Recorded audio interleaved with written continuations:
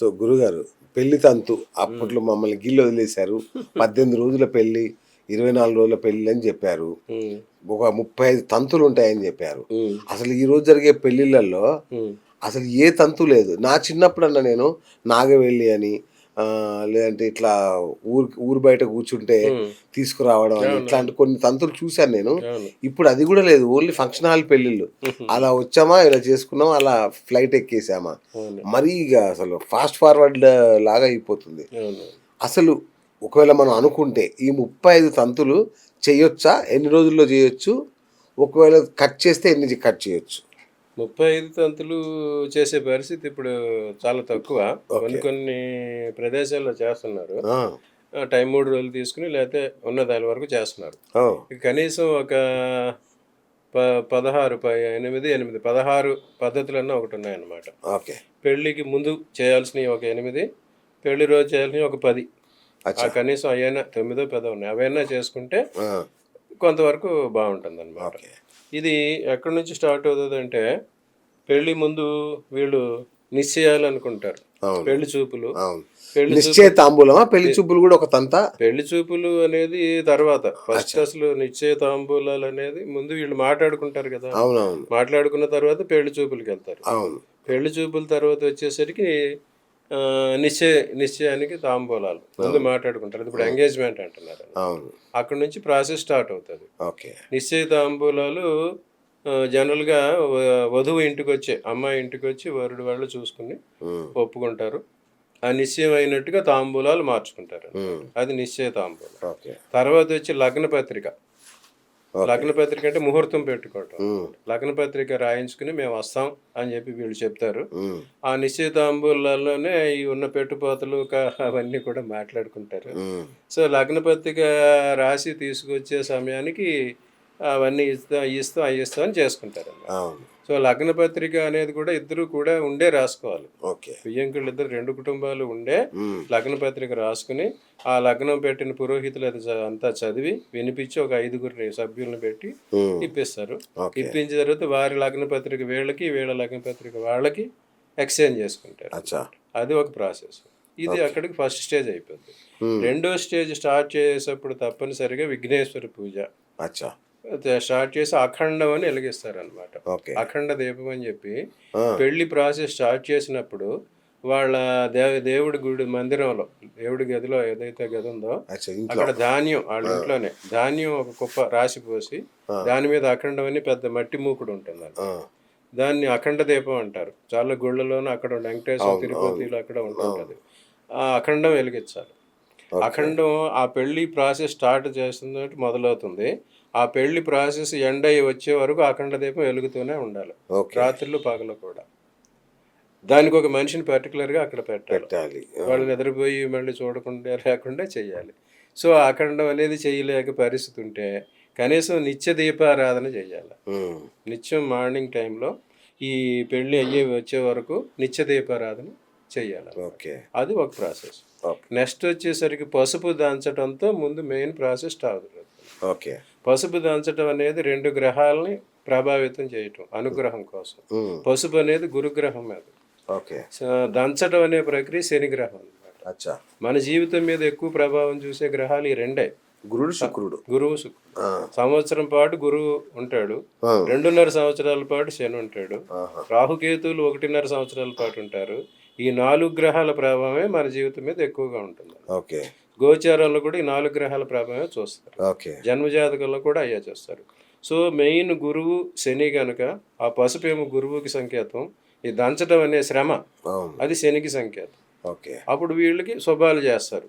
పరిశ్రమ చేశారు, కష్టపడ్డారని శని అనుగ్రహిస్తాడు, పసుపు చేశారని గురువు అనుగ్రహిస్తాడు.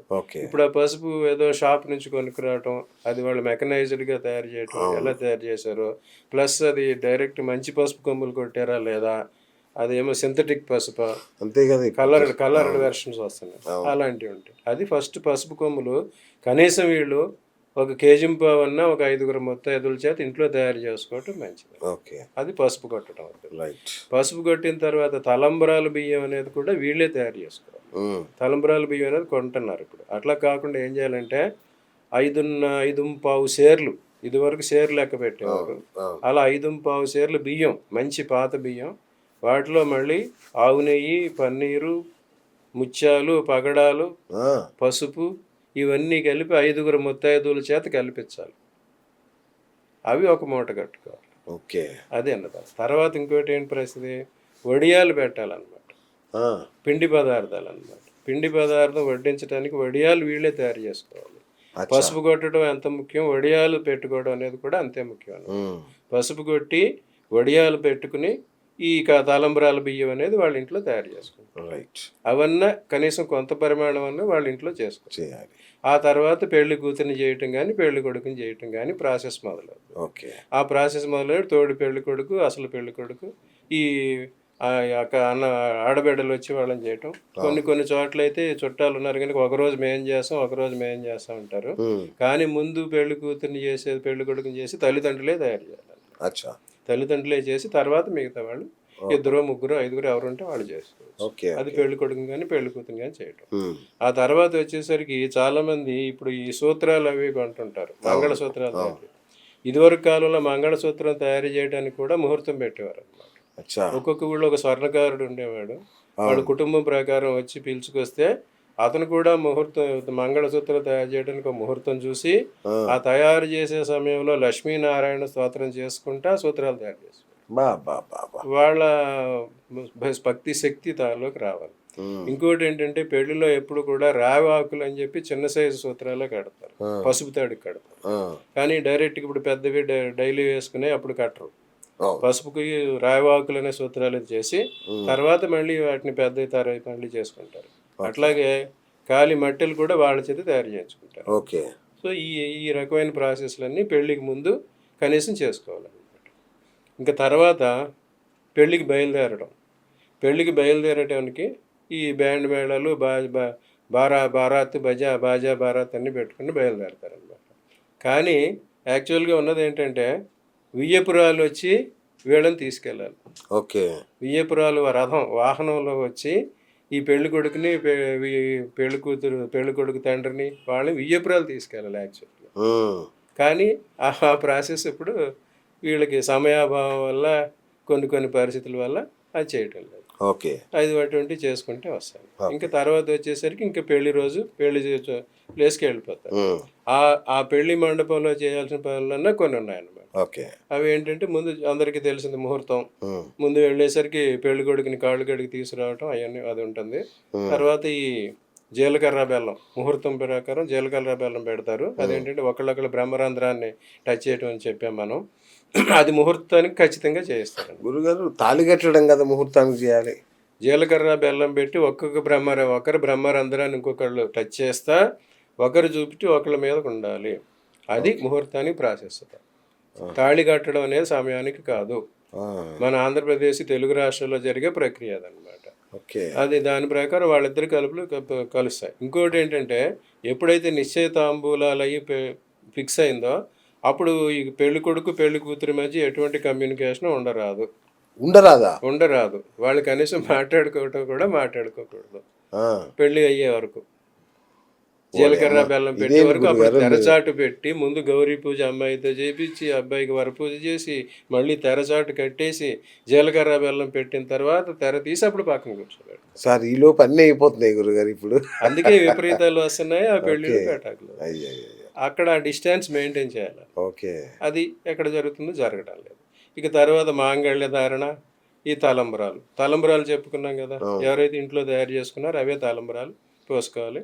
తర్వాత రాజహోమం సప్తపది అని ఉంటుంది అనమాట. అగ్నిసాక్షిగా అగ్ని ప్రజ్వలింప చేసి రాజహోమం, దాని చుట్టూ వీళ్ళిద్దరిని 7 అడుగులు నడిపిస్తారు సప్తపది.